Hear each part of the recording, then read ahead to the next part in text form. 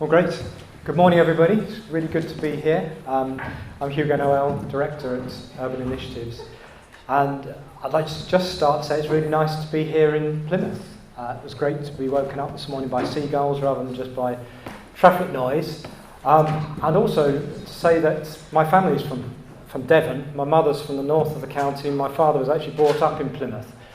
We spent as a family a lot of time in Devon, mostly in the north of the county, and I never really got to explore Plymouth, so I'm really looking forward to today and looking forward to the talks this afternoon, but also I'm particularly looking forward to going on the boat trip this evening as well. So it's really a chance to explore these things. I think place really shapes us. It shapes us as people, our experiences, the places we are brought up in, the places we stay in, have a big impact on our lives. And I spent a lot of my younger life in Devon, appreciating the countryside here. It's why I studied landscape architecture initially, but I was also brought up in London and really interested in how cities work.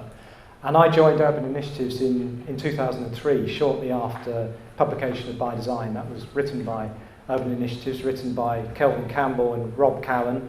I expect a lot of you know them. And as Martin has already sort of mentioned, it was a very different era in many ways. It was a time when people were reflecting on the role of cities, thinking about how we can get people in the city, how we can make cities more exciting as places to live, and places to spend time and to regenerate those cities as well. And By Design was emerging at that time, and it was really there to stimulate a different way of thinking, a different way of thinking about the way we plan our urban areas. Not a prescriptive way of thinking, but a more reflective way, to think more collaboratively, to bring different people together, and think more holistically about cities. In the eras before, a lot of what happened in cities was dominated by the transport planner, who would say we need to put a ring road in, actually creating severance and not creating a joined up way of thinking. So By Design started a different approach in a sense. It set a different way to think about cities, and brought urban design right up there at the start of the planning process. As a document, it's really simple. It reads with very simple language. It reads a bit like reading Jane Jacobs. You can't really argue with it. It all just feels like very much common sense, and it has a language in it which we're all very familiar with terminology that we're all familiar with, talking about identity and character, talking about quality of public spaces and the way that buildings should relate to those public spaces, talking about perimeter blocks, as Martin has just mentioned, about how we move through places, but thinking about it very much from a people perspective. And I think that's one of the sort of critical aspects of it. It does think towards the future, it does talk about adaptability, but we weren't really in an era of climate change at the time, so it doesn't focus too much on that. But what it did for us as urban designers working for Urban Initiatives is it sort of almost created a Bible for us. It set out the way to do things, set out the prompts, all our reports, all of our urban design master plans, guidance was all set out around the structure that was there for you within By Design, starting with what's the urban structure of the place and how can we improve that, what's the urban grain of the place, how do we integrate landscape, what should the density and mix be, scale, height, massing, appearance, the details and the materials, all terms that I'm sure you're all incredibly familiar with, but they were, in a sense, fairly new. It was a new language and a new vocabulary, a different way to describe place. And because it was the government's guidance on urban design, it got adopted into just about every local plan. If you were to pick up a local plan around about 2000, the early 2000s, it would nearly always mention By Design. All of these criteria were set out within the document. So for us as urban designers, when we were championing ideas in town centres or city centres, it was there in policy. This was the approach to take. It meant that as an urban designer, you had a voice. As an urban designer, you had some weight, and you could challenge the other professions. You could challenge the highways engineers. You could challenge the architects that were looking at a single use on a particular site, and think much more broadly about the quality of place that you were trying to create. So it brought urban design quality and consideration of quality into the way that we determine planning applications and the way that we design schemes. I think it's also quite useful I was doing a little bit of research as part of this, reading Place Alliance document, which is around design deficit, and that said that 37% of local authorities still reference by design when they're considering planning applications, and that's 24 years, 25 years since it was written, but 24 years since it was published, and actually 10 years since it was withdrawn as a document. So there's a little bit of really quite a strong legacy in that respect. And I think we all know that good design is incredibly important. It's important when you design a building, and there's been loads and loads of research, some by CABE, some by REBA, about the value of good design in buildings. So in a hospital, if you design a hospital well, patients will get better quicker. If you design a school well, pupils will attain better educational standards. If you design neighbourhoods well, people will live better lives or get better chances in life. So as urban designers, it's something that is obviously incredibly important, and the design of place for us is what's sort of central to what we do. There's also been lots of research, again, most of this by CABE, that good design is good value for money, and that you invest in design, you're going to get good rewards from it. Moving forwards, a lot of what was set out in by design has been transferred almost directly into the National Design Guide. The terminology that's used there is incredibly similar. It's now wrapped together in a slightly different package. The package is sort of presented as 10 characteristics of a well-designed place, and climate has perhaps a stronger role in there. Character, community and climate are these sort of overarching themes. But in essence, by design has been transferred into the National Design Guide. And we've seen a huge amount of other guidance out there as well. And it's almost confusing now because there is so much guidance. You don't know which guidance to refer to. We've a lot of interest in design codes and pressure, in a sense, for authorities to produce whole borough design codes or design guides. We've had things like the Living with Beauty Commission document. We've got Building for Healthy Life as a checklist. We've got Manual for Streets as well. And we've also got, and I think this is really critical, statements now in the MPPF about the requirement for good design. So development that is not well designed should be refused. And that's something quite recent. When I first qualified and looked at some really bad schemes and spoke to planners and said, how did this get approved? They basically said, we can't determine the scheme on design. We can only determine the scheme based on the planning policies that we've got. So now with design having this place within the policy, and good design within the policy, you would hope that we would get better outcomes. And in places we do. We have some fantastic places that are delivered. Places like King's Cross that meet all those criteria that are set out in documents like By Design and the National Design Guide, that create really great places for people to interact. They're animated by the buildings around them, that have that mix of uses, that have a rich landscape as part of them, and provide lots of diversity. And some of these spaces work really well, bringing people in, lots of sort of images here, but they also work well through the development of those schemes as well. So meanwhile uses that have animated them through the process of delivering development. And there's lots of these schemes that we could show that are good within our city centres. It's also really nice to see how in some cities streets are being reclaimed from the car as well. This is a great image from Aldwych showing traffic streaming down the road just 5 or 6 years ago, and then the image on the right showing how it's completely transformed as a place for people, a place to mingle, to meet your friends. And then in Sheffield, and I've studied in Sheffield, so I'm really interested in these sort of schemes. The Greater Green, which completely transforms some of the highways within that city from an ugly grey space to a fantastic rich green space, which also is more climate resilient because it deals with some of the flood risk in these streets. We've got some great new neighbourhoods like New Eddington, where we have parts of them with fantastic mix of use in the middle, good mix of different types of housing at different scale with contemporary architecture and some really great public realm as part of them.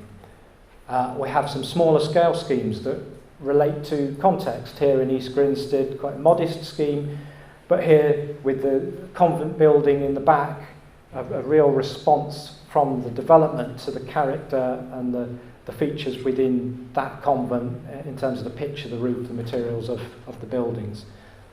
And we have lots of good contemporary residential schemes built and delivered across the country, providing different densities. My preference is around that sort of 4 to 6 story block where you get a more animated and more successful neighbourhood, which then fronts on to attractive public realm spaces. But unfortunately, you get much more of this than the good stuff. This could have been an image that Martin showed. He showed one just now of a scheme more than 25 years ago. This is fairly recent, and this is much more typical of what we see across the country, still being delivered. Schemes don't really think about how users are going to use them, how residents are going to park in this street. The street's actually just a little bit too narrow, so people park up on the curbs because they're worried that people won't be able to get through. The houses are completely anonymous. They could be anywhere. I don't need to say where that is because it really doesn't make any difference. This is another scheme. In fact, this is 2 schemes that sit next to each other, both recently built at the same time. There's no connection between them. You can't walk from one to another unless you walk around the streets on a very long route. Hopefully there's a fence there that you might be able to climb over in the heart of it. This, I suppose, was considered on the plan to be the public space, but I think it's probably been designed around the refuse truck just to make sure it can get around some of these corners. It offers absolutely nothing for anybody that's living in that place.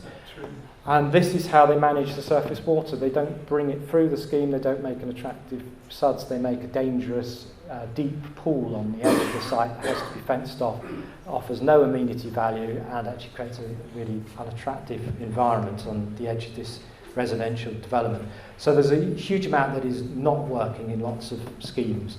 A lot of you would have seen this report, Housing Audits, prepared by Place Alliance, that looked at 142 recent residential schemes, larger schemes of 50 homes plus across the country, assessed them against a whole range of criteria.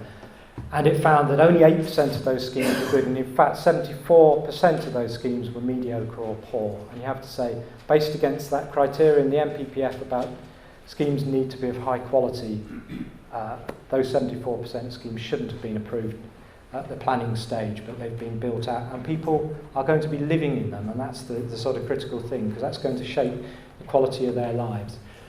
There's lots of reasons why schemes are poor, but one of the challenges here is within planning authorities a lack of design skills. Another report, again by Place Alliance, but it's also got the Urban Design Group logo on there, so Urban Design Group must have been involved with this one. 59% of local authorities have in-house urban design expertise. In most cases, that's just one urban design officer dealing with every application across that authority. So that's 41% who have no urban designers within the authority. 39% have in-house landscape design expertise, so 61% have no in-house landscape design expertise. And if you don't have the expertise, then that passes on to planning officers who may have no urban design background, or to conservation staff who are often badged as urban designers as well. So that's partly why we have a challenge in some of the assessment of schemes.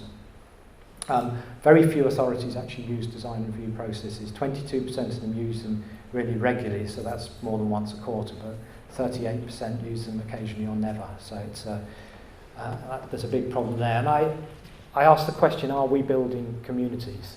And the answer in a lot of cases is no, we're not. There might be a great master plan that seems to indicate that it's got a mix of use in it, but actually what gets built out a lot of the time is just the residential components. So there's Cambridge, Northstowe, 10,000 homes built, but there's the splash in the papers is all about the lack of facilities for people. No shops, no GP surgery, a lot of schemes with no access to local schools as well. So what does that mean for the people that live in these areas and the quality of life for those people? And what does it mean in terms of the sustainability? They have to travel to get to these facilities rather than having them on their doorstep. So I think there's some quite big challenges out there, but I think also if you read the news, it's almost a new crisis every day, and that creates some even bigger challenges. And I think for us going forward as urban designers, we have to face up to the bigger challenges and think more strategically. And I think we have to have a more mission-based approach. There are some really big challenges out there that we have to face up to. We can't be designing without that sort of strategic view. Starts with the climate crisis. We've also got a biodiversity crisis. We're realising the impacts of poor air quality more and more and the impacts that has on public health. There's been a lot of talk recently about water quality. There's 1,000 discharges of sewage into our rivers and streams every day across the country. And that's not accounting for all the slurry that comes off farmers' fields and goes into the watercourses as well. So eutrophication of the watercourses, and also problems with flooding because of the way we manage our land. When we get into our more urban areas, there's big challenges around high streets, about the competition with online retail and the changing nature of high streets. We've had a housing crisis for years, but it's getting worse. And the houses that we built aren't necessarily what people want to see either. A lot of development doesn't respond to character and sense of place, so it's not delivering and building on the back of what we value in terms of places. And because in policy terms we're constantly switching from one thing to another, we've had a real loss of economic productivity within the country, and it's estimated that if we'd done things better and had the growth 2%, then every worker would be contributing 5,000 more to the economy, and that would make a huge difference to the money that we have to spend on some of our infrastructure across the country. We've also got some really big social challenges. Population is getting older. By 2030, 1 in 5 people in the UK will be aged 65 or over. 1 in 14 people of those aged over 65 will have dementia, so there's big social care challenges. There's big issues around social mobility. If you come from a lower socioeconomic background, then you're going to face more challenges in your life. And similarly, if you live in a particular area, a more isolated area, then your life chances are reduced as well. We have a health and obesity crisis. 64% of adults in England are overweight. And for a lot of people, the environments that they live in don't give them the choice. It doesn't give them the choice for day-to-day activity, which would help them to live more healthy lives. And we also have a big crisis around isolation, social isolation, which is also in part delivered by the type of places that we build. So there's some very big challenges, I think, out there. And I think we have to tackle these quite head-on. We have to take a more mission-based approach on tackling these challenges, putting them up front and thinking, how do we try to meet them? How do we meet them in a more holistic way? And I think we have to deliver them, or we have to aim to meet them by putting public value right at the front of our thinking. So when we're designing places, design them in such a way that it makes it easier for people to stay healthy, so that they can take incidental exercise, that they have access to leisure, nutrition. Places where it's easier to meet your friends and your family, places where they have a sense of community, and that's the way that buildings and streets and places interact.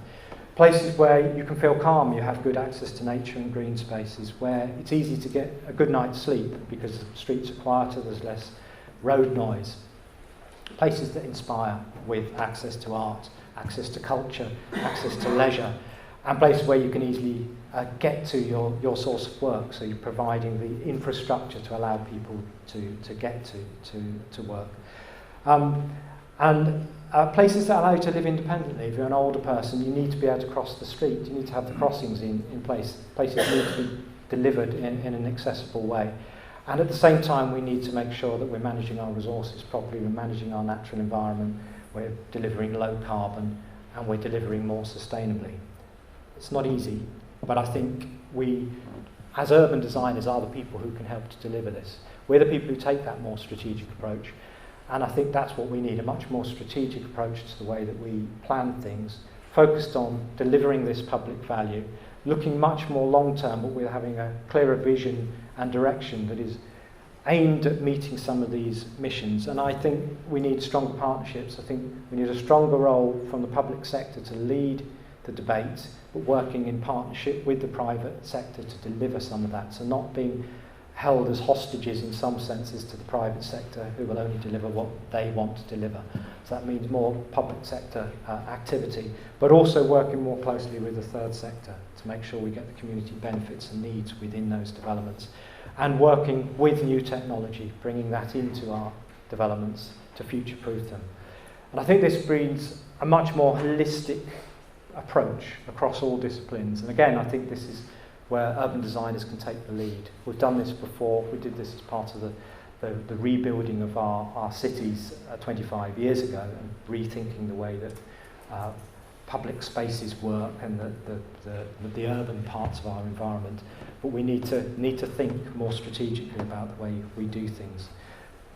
So that does open that question about, do we need a new urban renaissance? And again, that can be debated in a bit more detail in the next session. I just want to finish on one thing, because Urban Initiatives is undergoing its own renaissance at the moment. I think we've understood that delivering change within cities takes a lot more input from a more collaborative and wider group. So we've joined something called the Sidara Collaborative, which is a network of different companies under the same banner. We've got architects and sustainability specialists and project managers and the whole gamut underneath one umbrella. And we've also moved to new offices, 150 Holborn, and we're having a sort of launch party to celebrate this new partnership on 22nd of October. So if any of you are in London and want to attend, then speak to me and I can make sure you're on the invite list. But also say that this is a new building which has a lot of space for conferencing type of activities. So if we want to work on developing this new urban renaissance, whatever form it takes, we've got space within that building to hold and manage those workshops. Thank you very much.